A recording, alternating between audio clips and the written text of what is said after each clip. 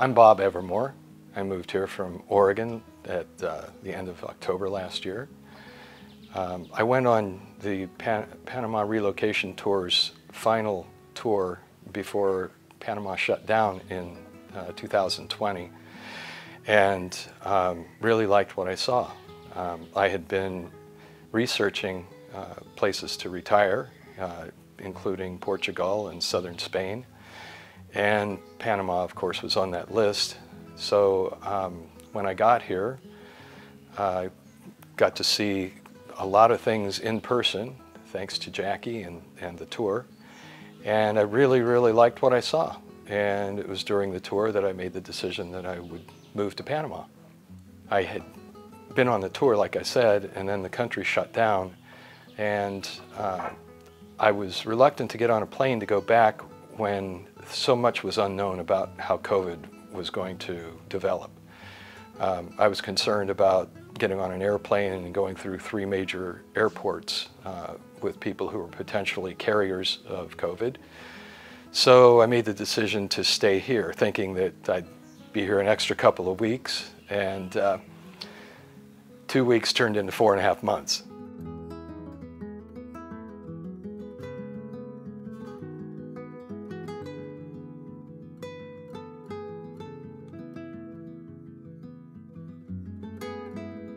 So I was here for 4 months in Pedasi, and during that time, most of it I spent quarantined at my house. There were times that were set up on Tuesday, Thursday, and Saturday when men could go out to do their grocery shopping or other essential things. But the rest of the time, for at least 2.5 months, I was at the house.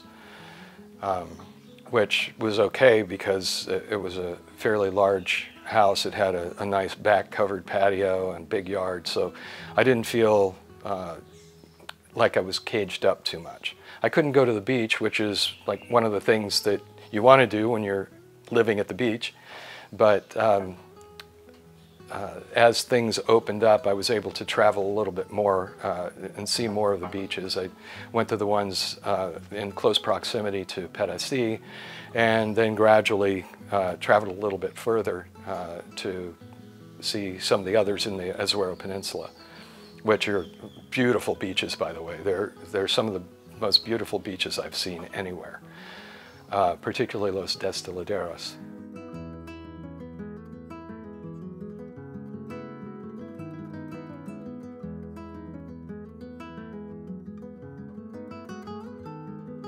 So after being here for that long, I went back to the United States, sold and gave away everything, and made the decision to come back. Got here at the end of October in 2020, and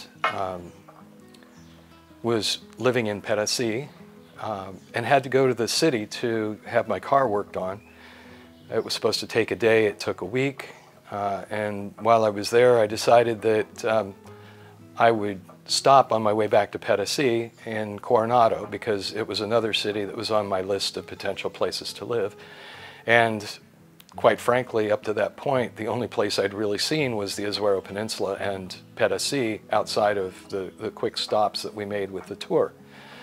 So I stayed at a B&B here, and met the owners, and we clicked, and I started looking around for a place to live in Coronado. And I ended up finding a sweet deal, 5 bedrooms, main house with 3 bedrooms and 2 baths, and a casita with 2 bedrooms and a bath, laundry room, and nice big green lawn, and big covered patio, and lots of indoor-outdoor living. So I couldn't say no.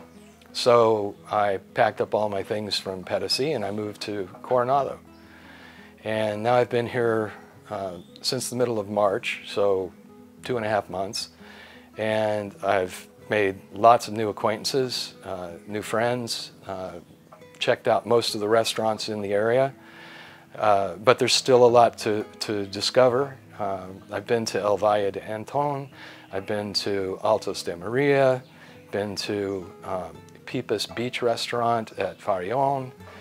I've been to Caracola,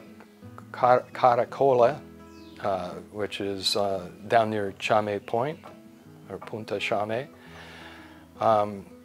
And by virtue of having met the people that own the B&B and hanging out with them, they introduced me to a lot of the things, a lot of the places that I would need to go to do things, to get things that I needed.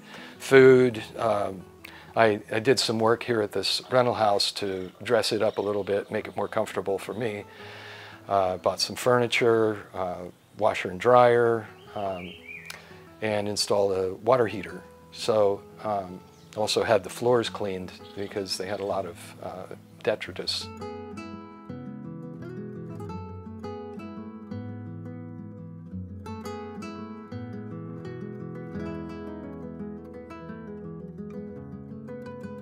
So a little bit about my neighborhood. There's a nice mix of traditional Panamanian homes and more American style, and some European, some modern, some retro, some hacienda style. It's an eclectic mix, and it's a very quiet part of Coronado. Not all of Coronado is tranquil, especially on the weekends when people come from the city to party. But I just happened to get lucky and find this house, which is an empty lot on one side of me and a house that's not occupied on the other. And much of the street is just dirt, and it's kind of rutted and bumpy, so there's not a lot of traffic that comes through here either. I'm about a 3 to 4 minute walk from Playa Serena, which I go down there most mornings, and if the tide is out, I can walk along the beach, take an hour, hour and a half, and go for a nice walk. And it's not unusual at 6 or 6:30 in the morning, it's not unusual to maybe see one person or nobody on the beach in that hour, hour and a half.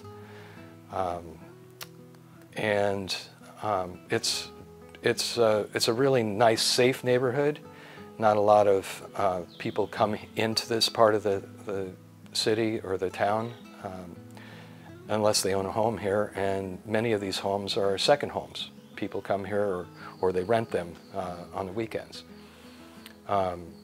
As far as conveniences go, nearby there's a convenience store.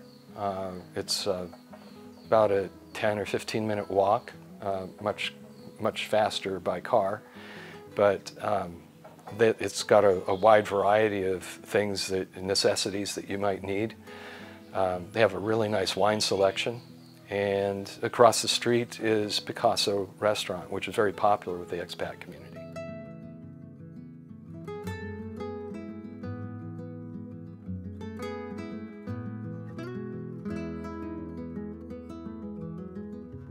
I mentioned the restaurant Picasso and the convenience store across the street, but as far as day-to-day living, going to the main part of Coronado where the retail area is, right along the Pan American Highway, grocery stores, there's Ray, there's Reba Smith, there's Feria Extra, and then there are a bunch of smaller fruit stands along all of the roads, basically.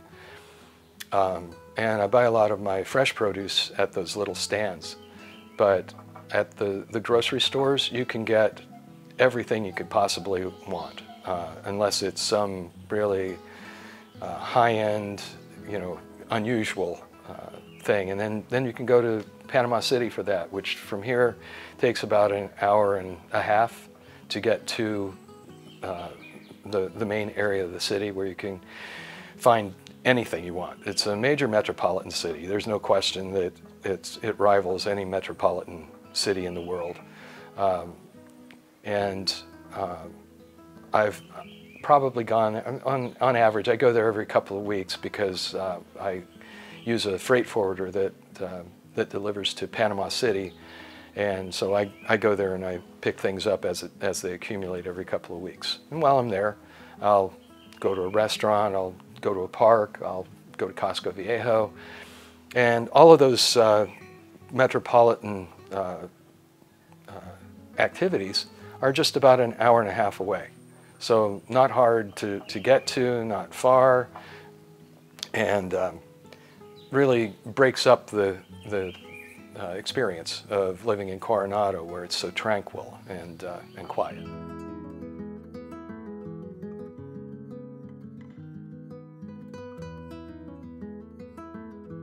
So I have the experience of having lived in Pedasi and now in Coronado, and from the perspective of utilities, Coronado has far fewer utility interruptions. We've had, in the 2.5 months I've been here, I think we've had maybe 6 power outages. Most of those have lasted between 30 seconds and a minute. One of them lasted about 3 hours because somebody hit a pole with their car, and that pole had to be replaced. And the other one lasted about 9 hours. Not by comparison to Pedasi, not a lot of power outages, and when there are power outages here in Coronado, they're very, very brief. Additionally, when the power goes out, that means I don't have Wi-Fi, but I do have a Tigo plan for my mobile phone with unlimited data, and when the power goes out, they kick on the generators at the tower, so I can just switch over to mobile data and hook up my laptop via hotspot, and it's no big deal. Very quick service. I think my Wi-Fi is 100 megabits service. I don't know how fast the Tigo mobile data is, but it's quick. I have electricity here, of course. Naturgy provides that service. So far, it's been a little more expensive here for electricity than it was in Pedasi. About $200 a month is what I'm spending using my air conditioner in my bedroom only for 24/7. And recently I decided to see what it would cost if I just cut back to using it at night. So that's still to be determined, but it should be less than the $200 I've been paying. I do leave the ceiling fans running all the time to keep the air circulating. So that's part of the electricity consumption and part of that $200 a month. So my rent only includes the use of the house and the premises. It doesn't include any of the utilities. So at $700 a month, I have a 3-bedroom, 2-bath main house, a 2-bedroom, 1-bath casita, a big bohío, a big covered back porch, a big covered front porch, 2-car carport, and a hacienda-style home with vaulted ceilings and tile floors.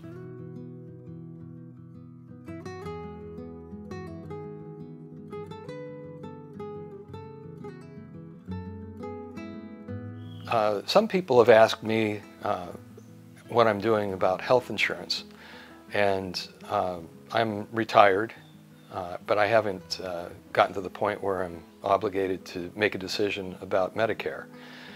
So I looked around, and by virtue of the research that I was aided by Jackie's guide, I elected to buy an annual policy, health insurance policy with IMG Global. The cost on that was about $1,250 a year, and it's just for catastrophes if something really severe happens, because on a day-to-day basis the cost of medical coverage or medical care here is very, very reasonable. I've been to the doctor for a couple of visits for minor things, and the visit plus the cost of the medicine, like $12, $15, $18. So that's including the doctor visit and the medicine. So there's really no urgent need for health insurance. If you want to take the chance that nothing catastrophic is going to happen to you. I don't have dental insurance. I just pay that out of pocket, and it's also very, very reasonable. I got a new pair of glasses about 3 months ago, 2.5 months ago, and the cost was about half of what I paid for the similar service in the United States before I left. There's one doctor here in town who speaks English and is very popular with the expat community because he's very accessible. You can WhatsApp him anytime and he gets back to you very, very quickly. There are 2 different dentists in town. I think there are 2 different ophthalmologists. So, and then we have at the main doctor's office, we get a visiting doctor who's, or for specialists, we get visiting doctors from Panama City from time to time. And you schedule those and you just wait until they get here and take care of it. Or you can drive to Panama City, which again, I said earlier, is about 1 hour and 15 to 1 hour and 30 minutes away.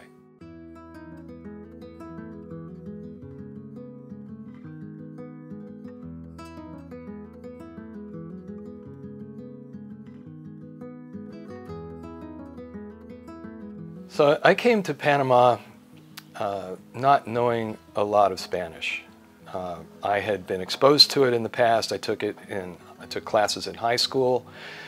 I've worked with people at a couple of different jobs who spoke Spanish fluently, and I actively attempted to gain a little bit of immersion experience in that way, but really when I got here to Panama, it was starting over. For one thing, Panamanians have adopted some words that not all Spanish-speaking countries use, and so you'll find that people here may throw in a word or two that you're not prepared for, and you may use a word that they're not prepared for. So Google Translate is your friend. I'll just say it that way. I use it a lot. It's enabled me to get along fine on my own. I do have some friends who are fluent in Spanish, and if I happen to be traveling with them, I let them do the talking a lot to anyone that we have to interact with who's Spanish speaking. But for instance, I went to Panama to get the toll road pass for my car, and I handled that all on my own. I made the phone call, I talked to them on the phone and set up the appointment. I went to the appointment. Nobody there spoke any English, and I successfully navigated those waters. I got my driver's license, I got my permanent visa, I got my cedula, and the cedula I had the help of my attorney, and the permanent visa I had the help of my attorney, but a good deal of it I was able to handle on my own. If you come here not knowing any Spanish, you can survive.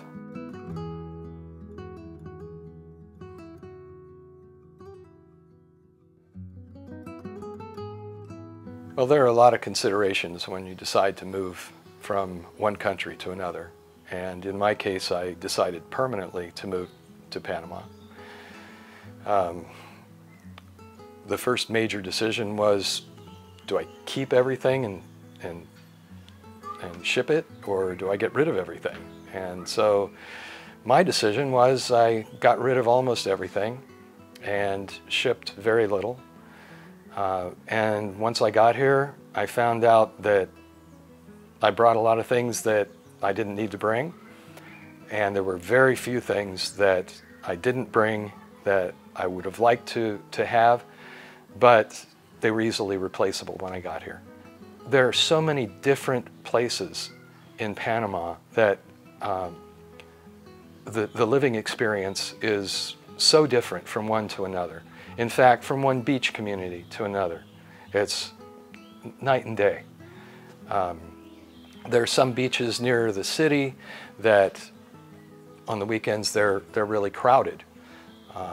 Down in the Azuero Peninsula, you can go to a beach just about any time of the week, and there's nobody there except you. Likewise, I imagine, and I haven't spent a lot of time in the mountains, but I would imagine that the experience of living in El Valle de Anton is significantly different than living in Altos de Maria, and significantly different than Santa Fe, and again, Boquete. Those are 4 of the major mountain towns here, and there are certainly many, many more. The experience of having lived in Pedasi and Coronado over the past elapsed time of a year has given me a lot of insight to living in Coronado versus Pedasi, and the trade-off here is that there are a lot more people because it's a lot closer to Panama City. Pedasi doesn't see all of that much influx of people except during the festival times. The convenience of living in Coronado, in my opinion, trumps the tranquility and quiet rural feel of Pedasi. But again, that's a personal preference, and every person that comes here has to answer that question for themselves. It's not something that someone else can answer for you.